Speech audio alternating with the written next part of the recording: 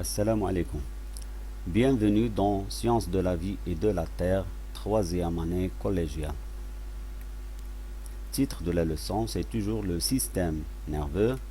Aujourd'hui, l'arc réflexe. Donc, nous avons vu que lorsqu'on touche un objet brûlant, on tire la main immédiatement. C'est un mouvement involontaire qu'on appelle réflexe. Et le trajet de l'influx nerveux au cours de ce réflexe, donc le trajet de l'influx nerveux est appelé arc réflexe. Nous voulons étudier cet arc réflexe. Aussi, lorsqu'on percute le tendon au niveau de la jambe, on remarque qu'il y a extension de la jambe.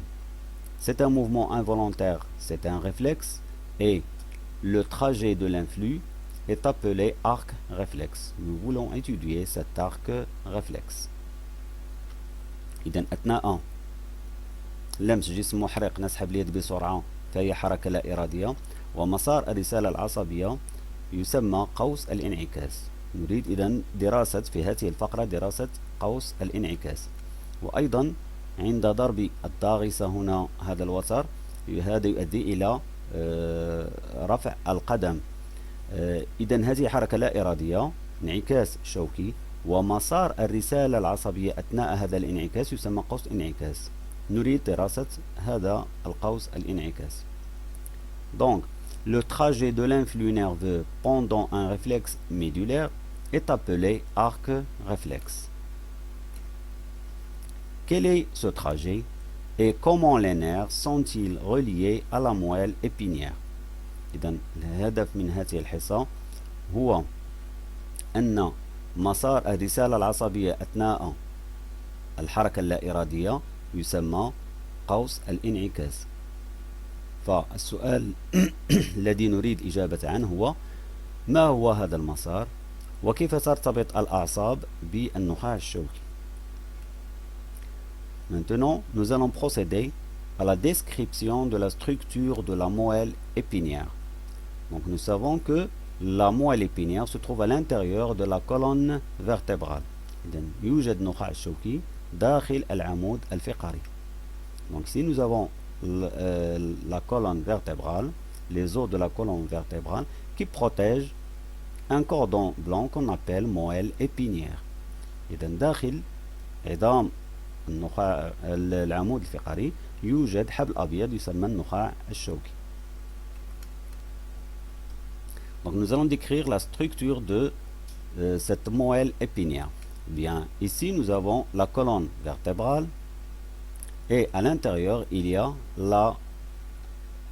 la moelle épinière qui est formée de une matière, bien une substance grise interne et une substance ici blanche externe. Les deux forment la moelle épinière. إذن يتكون النخاع الشوكي من مادة رمادية داخلية ومادة بيضاء هنا خارجية. الكل يشكل النخاع الشوكي. Nous voyons aussi que les nerfs sont reliés à cette moelle épinière.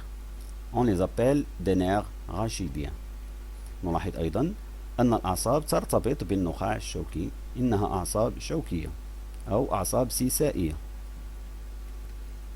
Donc lorsque le nerf s'approche de la moelle épinière, il se divise en racine postérieure ou dorsale et une racine antérieure ou ventrale.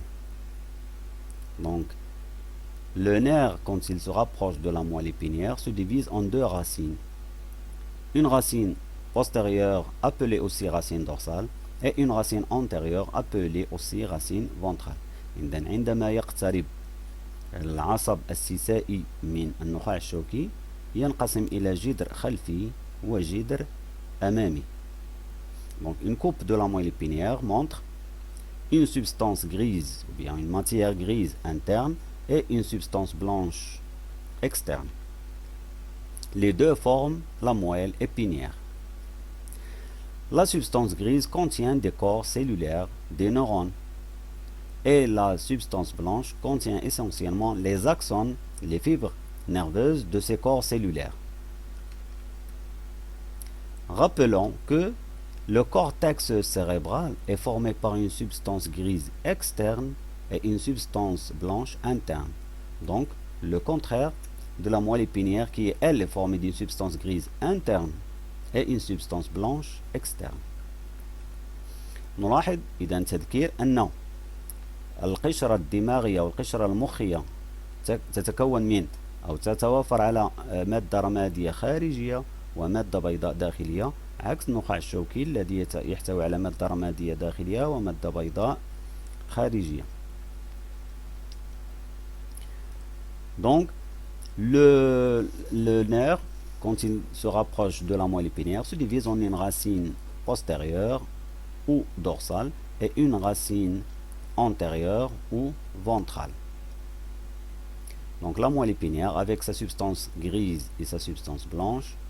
Le nerf sciatique, le nerf qui est relié à la moelle épinière, se divise en une racine dorsale ou bien postérieure et une racine ventrale ou bien antérieure. Et il y a toujours une paire de nerfs. Donc le premier nerf ici, la deuxième paire se trouve à ce niveau. Donc le deuxième ici et le deuxième de l'autre côté.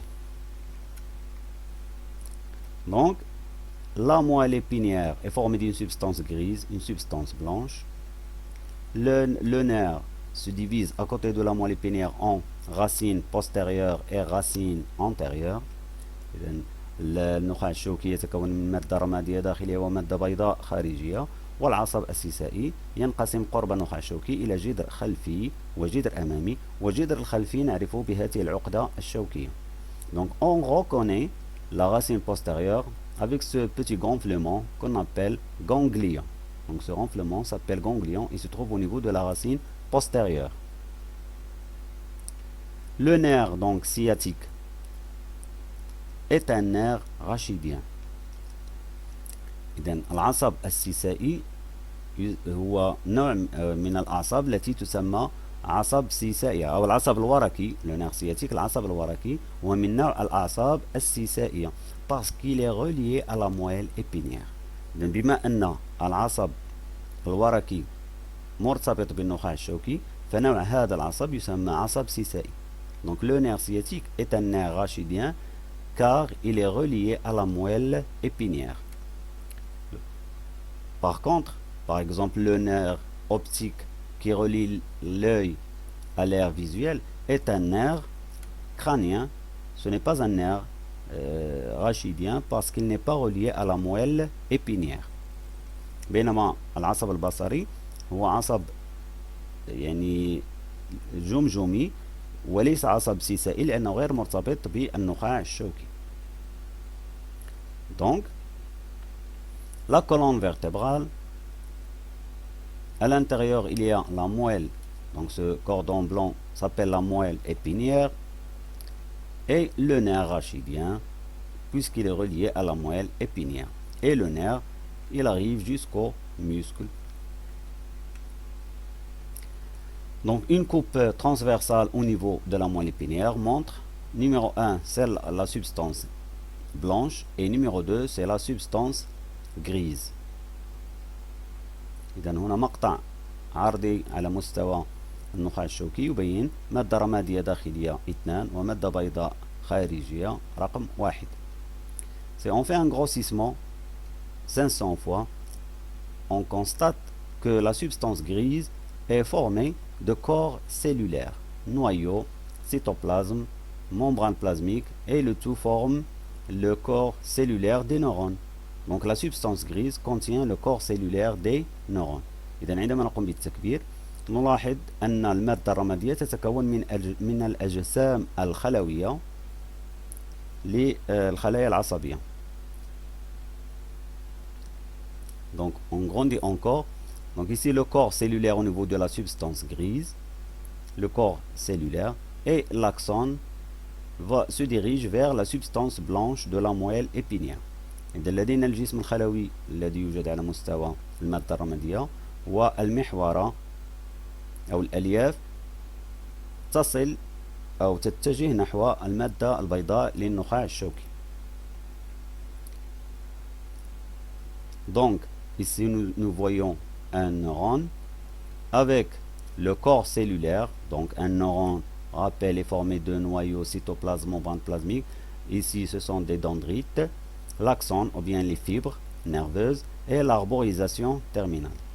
Donc, la partie corps cellulaire se trouve au niveau de la matière grise de la moelle épinière. Et l'axone se trouve au niveau de la matière blanche de la moelle épinière. إذن الجسم الخلوي لهذه الخلايا العصبية نجده في المادة الرمادية، والمحورة سوف نجدها على مستوى المادة البيضاء. Donc à peu près la position du neurone se situe ainsi. Donc le corps cellulaire, c'est surtout au niveau de la substance grise, et l'axone, on va la retrouver au niveau de la substance blanche. إذا الموضع المحورة يتم على الشكل التالي: الأجسام الخلوية توجد على مستوى المادة الرمادية، والمحورات توجد على مستوى المادة البيضاء للنخاع الشوكي. Donc, la moelle épinière est formée de une matière grise interne contenant des corps cellulaires, une matière blanche externe contenant des axones. إذن النخاع الشوكي يتكون من مادة رمادية داخلية تحتوي على أجسام خلوية، ومادة بيضاء خارجية تحتوي على المحورات. Aussi, le nerf rachidien se divise près de la moelle épinière. Donc le nerf rachidien se divise près de la moelle épinière en racine dorsale postérieure et racine ventrale antérieure. إذن العصب السيسائي ينقسم بالقرب من النخاع الشوكي إلى جدر خلفي وجدر أمامي. Nous allons maintenant essayer de déduire des expériences de Magendie le rôle des racines dorsales et ventrales. C'est un scientifique français avec un autre scientifique qu'on a appelé Bell. Donc, avec ces expériences, nous voulons savoir le rôle de la racine dorsale et de la racine ventrale. إذن بتحليل تجارب بيل وماجندي هذا العالم نريد معرفة دور الجدر الخلفي ودور الجدر الأمامي. Ils ont fait des expériences sur un chien avec la section des racines et avec les excitations électriques. Et ils observent la réaction de l'animal. إذن هذين العالمين قام بتجارب القطع والإهاجة عند حيوان وهو الكلب، وملاحظة رد فعل هذا الحيوان. Donc ici c'est l'endroit de la section, ou bien ils vont procéder à la section de la racine dorsale bien ventrale, et avec des excitations, et ils vont observer ce qui se passe. إذن Magendie a coupé la racine postérieure, donc la section de la racine postérieure. Elle a observé qu'il y a perte de sensibilité de la région du corps innervé par ce nerf. عندما قام ماجندي بقطع الجدر الخلفي لاحظ فقدان حساسية المنطقة المعصوبة بهذا العصب. إذا المنطقة المتصلة بهذا العصب تفقد حساسيتها، لا يحس بها الحيوان. Mais il y a conservation de la motricité، ولكن الحيوان يستطيع تحريك هذه المنطقة. إذا سوف يستنتج أن هذا الجدر يحتوي على ألياف حسية تنقل رسالة حسية. Donc puisque la section de la racine postérieure entraîne la perte de la sensibilité, c'est que cette racine contient des fibres sensitives. Puisque il n'y a pas de paralysie, il y a conservation de motricité, donc il n'y a pas de fibre moteur au niveau de cette racine. Après, il a sectionné la racine antérieure. Il a remarqué qu'il y a perte de la motricité de la région du corps innervé par ce nerf, c'est chez l'animal, mais il y a conservation de la sensibilité. إذن عندما قام بقطع الجدر الأمامي لاحظ أن الحيوان فقد حركية هذه المنطقة المعصوبة بهذا العصب، لكن مع الاحتفاظ بحساسيتها. Donc il va conclure que la racine ventrale contient des fibres motrices, puisqu'il a perdu, l'animal a perdu la motricité. Et cette racine ne contient pas de fibres sensitives, puisqu'il y a conservation de la sensibilité. إذن بما أن القطع يؤدي إلى فقط إلى فقدان الحركية، إذن هذا الجدر يحتوي فقط على ألياف حركية ولا يحتوي على ألياف حسية، لأن الحيوان احتفظ بحساسية هذه المنطقة. Lorsqu'on coupe les deux racines, donc la section des deux racines, ceci entraîne chez l'animal la perte de la motricité et la perte de la sensibilité. Donc, ici on a coupé les fibres sensitives et ici on a coupé les fibres motrices. إذن قطع الجدر الخلفي وقطع الجدر الأمامي يؤدي إلى فقدان الحركية، لأن قمنا بقطع الألياف الحركية على مستوى الجدر الأمامي، وأيضا فقدان الحساسية لهذه المنطقة لأن قمنا بقطع الألياف الحسية الموجودة على مستوى الجدر الخلفي. Conclusion. La racine dorsale contient donc des fibres sensorielles conduisant un influx sensitif. الجدر الخلفي يحتوي على ألياف حسية تنقل رسالة حسية أو سيالة حسية.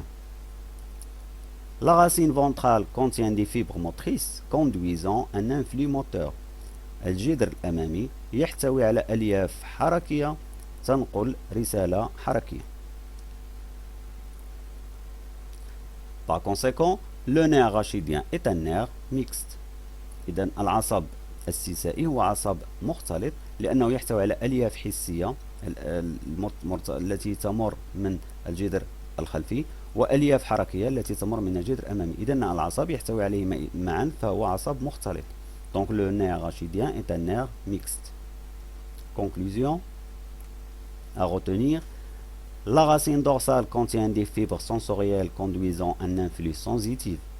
الجدر الخلفي يحتوي على ألياف حسية تنقل رسالة حسية. La racine ventrale contient des fibres motrices conduisant un influx moteur. الجدر الأمامي يحتوي على ألياف حركية تنقل سيالة حركية. Et le nerf rachidien est un nerf mixte. والعصب السيسائي أي المرتبط بالنخاع الشوكي يحتوي على وهو عصب مختلط. Deuxième série d'expériences de Magendie. السلسلة الثانية من التجارب التي قام بها ماجوندي. Donc, il a sectionné la racine postérieure, puis il a stimulé le bout central au niveau de E1. Donc, il a excité avec un stimulus électrique le bout central au niveau de E1 après avoir sectionné la racine postérieure. Donc, le résultat obtenu, c'est que le chien plie sa patte. Donc la patte innervée par ce nerf a répondu. Il va donc conclure que le sens de propagation de l'influx nerveux se dirige vers la moelle épinière. Donc le sens de propagation, c'est vers, à partir du point d'excitation, va se diriger vers la moelle épinière. Puis il va sortir par la racine antérieure pour arriver au muscle et on a obtenu la réponse de la patte. إذن قام هذا العالم بقطع الجدر الخلفي مع إهاجة الجزء المركزي بإهاجة E1 إهاجة كهربائية. النتيجة الملاحظة هي أن الحيوان قام بثني الرجل التي تتصل بهذا العصب.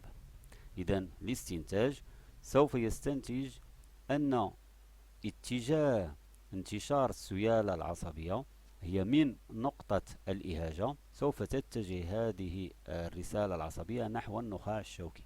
إذن اتجاه انتشار الرسالة العصبية أو السيالة العصبية هي في اتجاه النخاع الشوكي ثم تخرج من الجدر الأمامي لتصل إلى عضلة هذا الطرف الذي استجاب.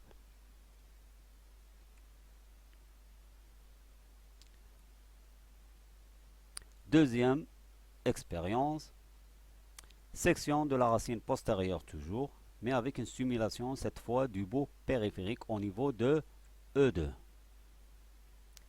Donc la réponse ou bien le résultat obtenu, il n'y a aucune réaction. Donc le chien n'a pas réagi à cette excitation. Donc on va conclure que le sens de propagation de l'influx nerveux est toujours vers la moelle épinière. Mais cette fois-ci, cet influx s'est arrêté au niveau de la coupure, au niveau de la section. C'est pour cela qu'on n'a pas obtenu de réponse. إذن خلال هذه التجربة قام دائما بقطع الجدر الخلفي مع إهاجة الجزء المحيطي على مستوى نقطة E2. النتيجة الملاحظة عند الكلب هي عدم استجابة هذا الطرف، لم نحصل على أي استجابة. إذن سوف نستنتج أن دائما اتجاه انتشار الرسالة العصبية هو دائما على مستوى الجدر الخلفي، هو دائما في اتجاه النخاع الشوكي. لذلك عندما وصلت هذه الرسالة إلى مستوى القطع توقفت، فلم نحصل على أي استجابة. L'expérience suivante, on a sectionné la racine, cette fois-ci antérieure, avec une stimulation du bout central au niveau de E3. Donc, section de la racine antérieure avec stimulation du bout central, une excitation électrique. Le résultat obtenu, c'est il n'y a aucune réaction du chien, on n'a obtenu aucune réponse, on n'a observé aucune réponse. On va conclure donc que le sens de propagation de l'influx nerveux se dirige au niveau de cette racine antérieure, se dirige de la moelle épinière vers le muscle. Donc le sens de propagation est de la moelle épinière vers le nerf puis vers le muscle. إذن خلال هذه التجربة قام بقطع الجدر الأمامي مع إهاجة الجزء المركزي على مستوى E3. النتيجة الملاحظة هي أننا لم نحصل على أي رد فعل، إذن الحيوان لم يستجب. استنتاج: اتجاه انتشار الرسالة العصبية على مستوى هذا الجدر أي الجدر الأمامي هو من النخاع الشوكي نحو الطرف. لذلك عندما انتشرت هذه الرسالة ووصلت إلى منطقة القطع توقفت الرسالة، فلم نحصل على أي استجابة. Donc لم نحصل على أي استجابة. Maintenant, la section toujours de la racine antérieure plus, ou bien on l'appelle aussi la racine ventrale, plus stimulation du bout périphérique au niveau de E4. On a observé que le chien a plié sa patte. Donc, on a sectionné la racine antérieure et on a appliqué une stimulation électrique au niveau du bout périphérique au point E4. La réponse observée, c'est que le chien a plié sa patte. Il y a réponse de cette patte reliée à ce nerf ou bien innervée par ce nerf. Conclusion: toujours le sens de propagation de l'influx nerveux, de cet influx moteur, est de la moelle épinière vers le muscle de la patte. Donc c'est toujours de la moelle épinière vers le muscle de la patte. إذا قطع الجدر الأمامي مع إهاجة الجزء المحيطي على مستوى E4 أدى إلى أن الحيوان قام بثني طرفه. إذن سوف نستنتج أن دائما اتجاه انتشار الرسالة العصبية هو من على مستوى الجدر الأمامي هو من النخاع الشوكي نحو عضلة الطرف. Dernière expérience, lorsqu'on a sectionné le nerf et on a piqué la patte du chien, on n'a aucune réponse. Donc cela explique que l'influx nerveux, lorsqu'il est arrivé à la coupure, il n'est pas parvenu à passer par la racine postérieure. C'est pour cela qu'on n'a eu aucune réponse. إذا خلال هذه التجربة قمنا بقطع العصب مع وخز رجل الحيوان فلم نحصل على أي استجابة. إذا عند وصول الرسالة الحسية أو السيالة الحسية إلى منطقة القطع توقفت على هذا المستوى فلم تتمكن من الدخول من الجدر الخلفي أو الخروج من الجدر الأمامي وبالتالي لم نحصل على أي استجابة. Donc, la racine postérieure conduit un influx sensitif vers la moelle épinière. Donc à partir de toutes ces expériences, on peut conclure que la racine postérieure conduit toujours un influx sensitif vers la moelle épinière.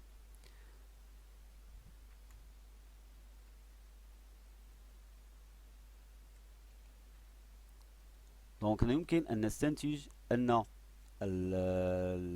الجدر الخلفي يحتوي على ألياف حسية تنقل دائما سيالة أو رسالة حسية متجهة نحو النخاع الشوكي. Par contre, la racine antérieure conduit toujours un influx moteur vers le muscle. La racine antérieure, donc qui contient des fibres motrices, il conduit toujours un influx moteur qui va se diriger vers le muscle. إذن دائما الجدر الأمامي يحتوي على ألياف حركية تنقل رسالة حركية متجهة من النخاع الشوكي نحو الطرف وبالتالي فالنخاع الشوكي يقوم بتحويل الرسالة الحسية إلى رسالة حركية. Donc la moelle épinière, c'est le centre nerveux qui a pour rôle de transformer un influx sensitif en un influx moteur. Conclusion. La racine postérieure conduit l'influx sensitif vers la moelle épinière, cette racine qui contient des fibres sensitives. La racine antérieure conduit l'influx moteur vers le muscle. Cette racine contient des fibres motrices. إذن الجدر الخلفي ينقل رسالة حسية لأنه يحتوي على ألياف حسية نحو النخاع الشوكي. الجدر الأمامي ينقل سيالة حركية لأنه يحتوي على ألياف حركية وذلك نحو العضلة. Donc, lorsqu'on exécute une excitation, une stimulation, donc la peau la transforme en un flux sensitif. Cet influx se dirige par le nerf vers la racine postérieure, arrive jusqu'à la moelle épinière, qui transforme cet influx en influx moteur, qui traverse la racine antérieure et arrive jusqu'au muscle. إذن عند تهيج المستقبلات الحسية على مستوى الجلد هذه المستقبلات تحول الإهاجة إلى رسالة حسية تصل بواسطة العصب لكنها تتجه نحو الجدر الخلفي لتصل إلى النخاع الشوكي. النخاع الشوكي يحولها إلى رسالة حركية وهذه الرسالة الحركية أو السيالة الحركية تخرج من الجدر الأمامي لتصل إلى العضلة التي تتقلص وتنفذ الحركة اللا إرادية. Donc ce trajet est appelé arc réflexe. Donc trajet de l'influx nerveux pendant le réflexe médulaire est appelé arc réflexe. Donc le rôle de la peau, c'est l'élaboration d'un influx sensitif. Le rôle de la racine postérieure, c'est la conduite d'un influx sensitif. Le rôle de la moelle épinière, c'est la transformation d'un influx sensitif en influx moteur. Et le rôle de la racine ventrale, c'est conduire un influx moteur, cet influx moteur. Et enfin, à travers le nerf, quand l'influx arrive jusqu'au muscle, le muscle va répondre, c'est un effecteur. Donc c'est toujours le trajet de l'influx nerveux est appelé arc réflexe. Donc lorsqu'il y a excitation, il y a transformation d'un influx l'excitation, un influx sensitif. Cet influx sensitif en vert va passer par la racine dorsale. La moelle épinière va le transformer en un flux moteur qui arrive jusqu'au muscle qui va se contracter. Donc, ce trajet de l'influx sensitif, puis influx moteur, ce trajet est appelé arc réflexe. Et il y a l'étirement de la main. Donc, nous allons maintenant voir ce trajet au cours d'un réflexe qu'on appelle le réflexe rotulien. Donc ici nous allons percuter le tendon. Il y a création d'un influx sensitif qui entre par la racine dorsale, se transforme en influx moteur en vert et sort par la racine ventrale et arrive jusqu'au muscle qui se contracte. Donc il y a extension de la jambe. Donc nous allons recommencer. Donc toujours l'influx sensitif se dirige vers la racine postérieure et l'influx moteur sort par la racine ventrale. إذن عندما نقوم بضرب الضرسة هناك خلق رسالة حسية تدخل من الجدر الخلفي تتحول إلى رسالة حركية تخرج من الجدر الأمامي لتصل إلى العضلة وبالتالي هناك حركة لا إرادية. Aussi, nous allons voir un autre réflexe qu'on appelle le réflexe achillien. Donc lorsqu'on percute le tendon, l'influx sensitif entre par la racine dorsale, se transforme en influx moteur qui sort par la racine ventrale et arrive jusqu'au muscle. Donc il y a extension du pied. إذا عندما نقوم بضرب الوتر هناك رسالة حسية تدخل من الجدر الخلفي تتحول إلى رسالة حركية تخرج من الجدر الأمامي لتصل إلى العضلة وهناك حركة إذن لا إرادية. Donc pour le côté droit, le trajet de l'influx nerveux est racine dorsale, moelle épinière, racine ventrale et muscle. Et lorsqu'il y a excitation au niveau de la partie gauche, donc il y a toujours la racine dorsale, moelle épinière, racine ventrale et muscle. إذن سواء كان على مستوى الجهة اليمنى أو الجهة اليسرى فالمسار قوس الانعكاس دائما يكون على هذا الشكل. Maintenant, nous allons décrire le trajet du message nerveux. Donc ici, il y a la moelle épinière, la racine dorsale, la racine ventrale. Nous remarquons qu'il y a d'abord une voie qu'on appelle voie afférente. Et la voie afférente, elle est formée d'un neurone en bleu, un neurone qu'on appelle un neurone sensitif, car il conduit un influx sensitif. Il crée d'abord au niveau des récepteurs l'influx nerveux et le conduit jusqu'à la moelle épinière. إذا لدينا أولا مسار الرسالة la voie afférente مسار ذهاب الرسالة فهو يتكون أولا من خلية عصبية حسية. C'est un neurone, ici c'est un grand dendrite avec le corps cellulaire qui se trouve au niveau du ganglion et l'axone de ce neurone et l'arborisation terminale. Après ceci, il y a aussi deuxièmement une voie qu'on appelle la voie efférente. إذا هناك مسار رجوع الرسالة العصبية نحو العضلة. Et cette voie efférente est formée par le neurone en rouge qu'on appelle neurone moteur, car il conduit un influx moteur vers le muscle. Donc ce neurone, ici au niveau de la substance grise, il y a son corps cellulaire, l'axone et l'arborisation terminale qui arrive au niveau du muscle.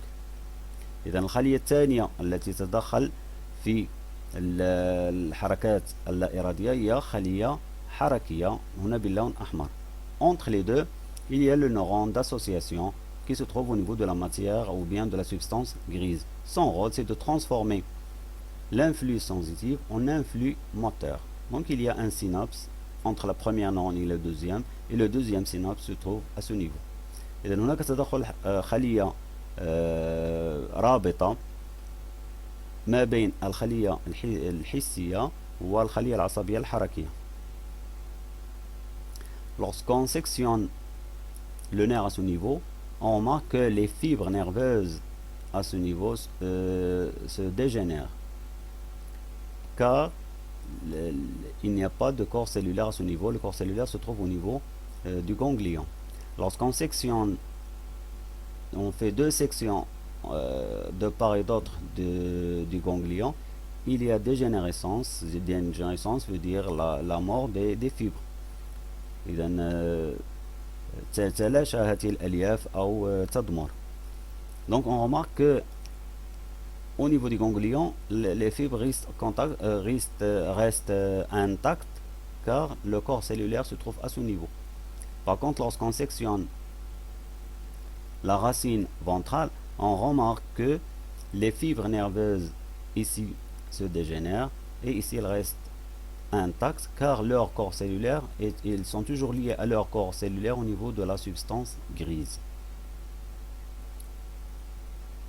Donc l'arc réflexe est formé d'une voie afférente qui conduit un influx sensitif vers la moelle épinière et elle est formée par un neurone sensitif. Une voie efférente formée par un neurone moteur qui conduit un influx moteur vers le muscle. Donc il y a au niveau de l'arc réflexe, il y a intervention de 3 neurones. En bleu, la voie afférente et en rouge la voie efférente. Et entre les deux, il y a le neurone d'association. Donc il y a intervention de 3 neurones. Un neurone en bleu, c'est le neurone sensitif. Neurone d'association, bien interneurone en vert ici. Et le neurone en rouge, c'est le neurone de la voie efférente, c'est le neurone moteur qui arrive jusqu'au muscle. Donc il y a intervention de 3 neurones au cours de l'arc réflexe. Neurone sensitif, neurone d'association et neurone moteur. إذا أثناء الانعكاس الشوكي أو قوس الانعكاس هناك تدخل 3 خلايا عصبية، خلية حسية، خلية رابطة وخلية حركية. Et qui communiquent pas au niveau de 2 synapses, la première ici et la deuxième à ce niveau. Donc le trajet de l'influx nerveux au cours du réflexe, c'est-à-dire l'arc réflexe, est d'abord la peau, où il y a création d'un influx sensitif qui reçoit l'excitation et la transforme en influx sensitif. Cet influx est conduit par le neurone sensitif jusqu'aux moelle épinière où il y a les neurones d'association. Il transforme l'influx sensitif en influx moteur, qui est conduit par le neurone moteur, et l'influx arrive jusqu'au muscle qui effectue le mouvement involontaire. إذن هنا نصف مسار الرسالة العصبية أثناء قوس الانعكاس. إذن هناك تدخل الجلد الذي يستقبل رسالة حسية، الذي يستقبل إيهاج ويحولها إلى رسالة حسية. هذه الرسالة تنقلها خلية حسية نحو النخاع الشوكي، حيث نجد خلية رابطة التي تحول الرسالة الحسية إلى رسالة حركية، والتي تنتقل إلى خلية ثالثة وهي الخلية الحركية التي تنقل هذه الرسالة الحركية نحو العضلة. Le récepteur, donc le trajet de l'influx nerveux au cours du réflexe, c'est-à-dire l'arc réflexe, est le récepteur sensoriel de la peau qui reçoit le stimulus et élabore, c'est-à-dire il crée un influx sensitif, le neurone sensitif qui conduit l'influx sensitif vers la moelle épinière, le neurone d'association qui transforme l'influx sensitif en influx moteur, le neurone moteur qui conduit l'influx moteur vers le muscle, et enfin le muscle qui reçoit l'influx moteur et effectue une contraction, c'est-à-dire le mouvement involontaire. Bilan. La définition d'un arc réflexe. Donc l'arc réflexe est le trajet de l'influx nerveux au cours du réflexe. Donc le trajet de l'influx nerveux au cours d'un mouvement involontaire réflexe est appelé arc réflexe. إذن قوس انعكاس هو مسار الرسالة العصبية أثناء حركة لا إرادية أثناء انعكاس شوكي. Il y a d'abord intervention du récepteur qui reçoit un stimulus et le transforme en influx sensitif. Cet influx sensitif est conduit par la racine postérieure, donc c'est la voie afférente, vers la moelle épinière qui est le centre nerveux. Et la moelle épinière, c'est un centre nerveux car il transforme l'influx sensitif en influx moteur. Donc cet influx moteur se dirige donc vers la racine antérieure, ou bien il est conduit par la racine antérieure, donc c'est la voie efférente. Et cet influx moteur arrive à l'effecteur qui exécute le mouvement et qui est le muscle. إذن العناصر المتدخلة في قوس الانعكاس هي مستقبل حسي الذي يلتقط الإهاجة ويحولها إلى رسالة حسية، influx sensitif، وهذه الرسالة تمر عبر الجدر الخلفي. هذه الرسالة تصل إلى المركز العصبي وهو النخاع الشوكي الذي يحول الرسالة الحسية إلى رسالة حركية. هذه الرسالة الحركية تنقل عن طريق الجدر الأمامي إلى العضلة أو المستجيب الحركي وهي العضلة التي تنفذ الحركة اللا إرادية. Remarque, l'influx sensitif est dit centripète et l'influx moteur est dit centrifuge. L'influx sensitif est dit centripète car il se dirige vers le centre, c'est-à-dire la moelle épinière, centripète. Et l'influx moteur est dit centrifuge car il fuit le centre vers le muscle. لأن الرسالة الحسية مركزية لأنها تتجه نحو المركز، والرسالة الحركية نابضة لأنها تفر من المركز لتتجه نحو الطرف. Faisons une petite évaluation reliée par des flèches. Donc nous avons d'abord la racine postérieure et nous avons les propositions activité nerveuse, centre nerveux, transmettre l'influx, voie efférente, voie afférente, trajet de l'influx et stimulus. Commençons par la racine postérieure. Donc, il fait partie de la voie afférente. Moelle épinière, bien sûr, c'est le centre nerveux. Synapses, son rôle c'est de transmettre l'influx d'un neurone à un autre. La racine antérieure, elle joue le rôle de la voie efférente.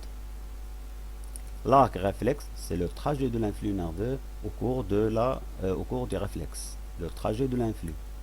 Piqûre, bien sûr, c'est un stimulus. Et enfin, le réflexe, c'est une activité nerveuse. Deuxième exercice, le document suivant représente les positions des sections et d'excitation chez une grenouille spinale. Rappelons une grenouille spinale, c'est une grenouille dont le cerveau est détruit mais la moelle épinière est intacte. Donc ici, ce sont les endroits en rouge de la section, مناطق القطع. En violet, ce sont les endroits ou bien les positions de l'excitation. Et en vert, ce sont des enregistreurs qui enregistrent l'influx nerveux. بالأخضر مستقبلات تسجل أو مسجلات تسجل مرور الرسالة عصبية. Par exemple, ici, pour comprendre l'exercice, on a un stimulus à ce niveau. Ici, bien sûr, c'est un neurone, un deuxième neurone. Donc, lorsque l'influx arrive à ce niveau-là, le premier enregistreur n'enregistre pas cet influx, ni d'ailleurs le deuxième. إذن عندما تكون الرسالة في هذا المستوى، لا المسجل الأول ولا المسجل الثاني يرصدان مرور رسالة عصبية. Lorsque l'influx arrive à la cathode à ce niveau, il y a l'enregistreur E1 enregistre le passage d'un influx, une activité électrique. Par contre, au niveau de la deuxième neurone, de deuxième enregistreur, il n'y a pas d'enregistrement. Lorsque l'influx arrive à ce niveau, donc le premier n'a enregistré aucune activité nerveuse, par contre le deuxième a enregistré ici l'activité électrique. Donc la question, déterminer les enregistreurs O qui vont détecter le passage d'un flux nerveux après chaque excitation E. إذن بعد كل إهاجة E ما هي المسجلات التي سوف ترصد مرور رسالة عصبية أو تسجيل نشاط كهربائي. Commençons par l'excitation E1, lorsqu'on exécute l'excitation E1. Donc quels sont les enregistreurs qui vont enregistrer le passage d'un influx nerveux?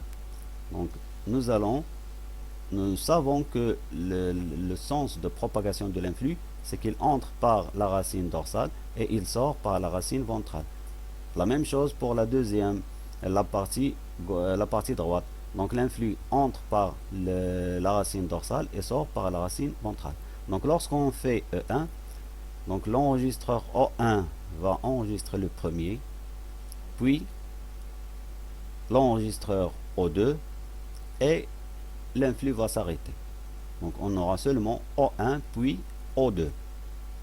Donc l'excitation O1 va être enregistrée par l'enregistreur O1 puis O2. Maintenant l'excitation E2. Donc pour l'excitation E2, donc ici il y a une coupure, il y a une section. Donc puisque l'influx se propage vers à ce niveau, c'est-à-dire centrifuge, donc il va s'arrêter. Donc aucun enregistreur va enregistrer le passage d'un influx nerveux. Donc E2 et l'influx va s'arrêter. Aucun enregistrement. Donc pour E3, la même chose. Donc l'influx va arriver au niveau de la coupure et il va s'arrêter. Donc aucun enregistreur va enregistrer cette excitation E3. Maintenant E4, donc lorsqu'on exécute l'excitation au niveau E4, donc on va remarquer que O5 va enregistrer, ensuite O6 et enfin O4. Donc il y aura O5, O6, puis O4. La dernière excitation au niveau de E5, donc elle va être enregistrée seulement par E4. Et merci.